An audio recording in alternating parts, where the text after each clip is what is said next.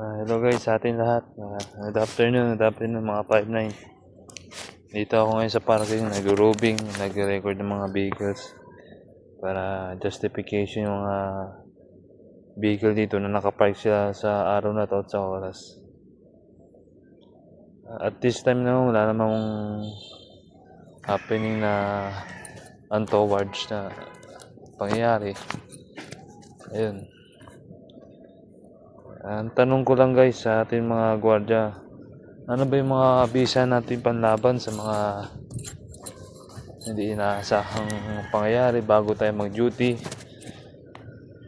at mga pwedeng mangyari sa ating sarili bago mag-duty. Siyempre yung pinaka number 1 dyan dapat mag-pray muna tayo bago tayo mag-duty kasi di biro yung duty natin buong araw tayo naka-duty, naka-standby sa ating area para lang masiguridad yung area natin ay safe and secured. Kaya bago ang lahat, mag-pray muna tayo kahit papaano maalala. Lagi natin alalahanin yung may Diyos palagi. Siya pa rin yung mas malakas sa lahat. Kasi hindi na, sabi nga, ang Diyos lang nakakalam ng lahat na pwedeng mangyari. Ako kahit na minsan makasalanan din ako. Wala naman siguro nabubuhay na perfecto o walang kasalanan. Pero kahit pa paano nagdadasal pa rin ako. Kasi hindi natin alam yung mga pwedeng mangyari sa atin bago na pwedeng maging huli na ang lahat. Ngayon, nagdadasal pa rin ako sa kaligtasan ko. Ang panghuli, nagpapasalamat ako sa hindi tayo pinapabayaan ng Diyos, ganun. Sa awa naman ng Diyos. Kahit marami na nangyari sa akin, hindi ako pinabayaan. Kahit na may pagsubok, medyo minsan nadadown ako, ganun.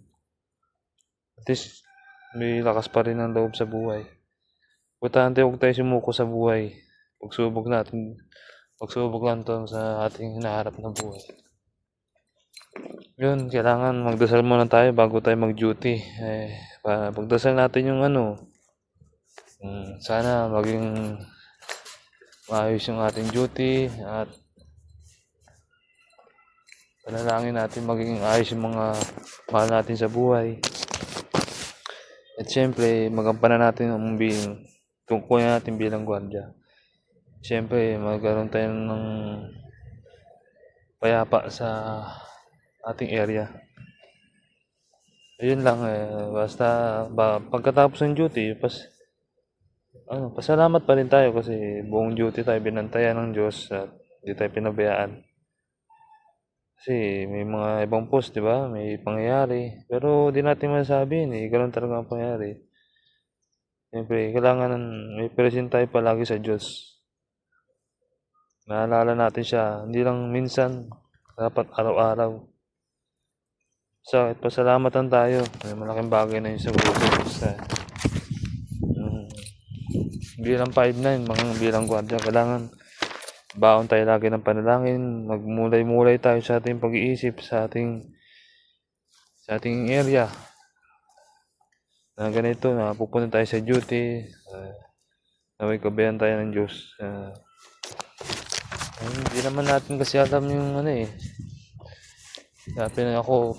pinapagkatiwala ko rin sa Diyos.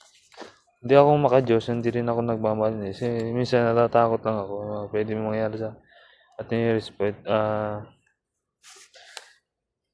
Pwede mangyari anytime sa akin. Nagmumotor ako, nasa duty ako. Kahit minsan natatakot ko yun nga guys, yun lamang. Basta mag-ingat tayo lagi sa duty natin, mag-pray at magpasalamat. Bye.